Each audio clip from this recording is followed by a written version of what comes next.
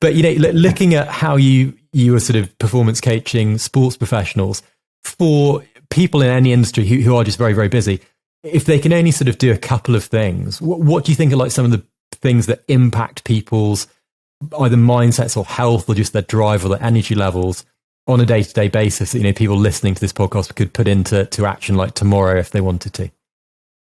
Sleep, number one, without any, and it has a huge impact on not only our mental health, but also our recovery. So when we sleep, and you'll know this, so your brain separates and washes out all of the sort of toxins and breakdowns from the day. And then say when we wake up, we reset again, we've got a fresh mind. And that's why it's easier to think with more clarity, why our neural connections happen mostly over the course of the night and all. So that's a massive one. Sleep, finding a way, and I'm terrible for this, so I'm learning as we go. But say disconnecting from these for a period. I'm say hugely fortunate. I've got 3 happy, healthy children. So when I come home, put the phone in the drawer, and I've at least got an hour or so some nights or in the mornings when we start the day that I get to spend some time with them. So that is a connection of some sort, and the connection can be with the outside world, it can be with loved ones, it can be with plants if you like gardening, it can be with an animal, it can be with anything, but some sort of connection that's non-technical, I think is hugely important. And that can be through practice of mindfulness or meditation. It can be through just some basic breathing.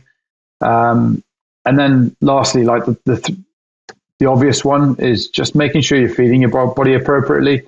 And by that, I don't mean chicken breasts and broccoli. I mean, making sure that it's not too much, because that then has a cycle on a whole host of things, which leads to negative outputs, but also just trying to move the needle a little bit on where you are to where you want to be. Find a way or an opportunity to be able to start upgrading the fuel you're putting into that incredible, amazing physical thing that you've got, that you've been so fortunate. I mean, it's like a 1 in a trillion chance you're even here. So if the chances are that remote that we're even on the planet, why not make the most of it? Why not go out there and find an opportunity to be a little bit better? Go and see what you can do. I guarantee you that you will be unbelievably impressed with what you can do, right? Like, I genuinely mean that to anybody who's listening who feels they've got a little bit more to give. Go and try and find a way. Go and step outside. Push yourself outside your comfort zone. We're like Pessimism's box office in the UK, right? Everybody wants to talk about how bad things are. Like it's what sells. It used to be sex sells in the UK. It's pessimism. But say, don't listen to those messages. Go frame yourself with positivity. Look at how you can. Start talking about things around instead of I have to go for a walk, or I have to do so. Start thinking about I get to, because we are privileged, blessed, and given some unbelievable opportunities. So go out there and make the most of it. Today's gone tomorrow, and you won't ever get it back.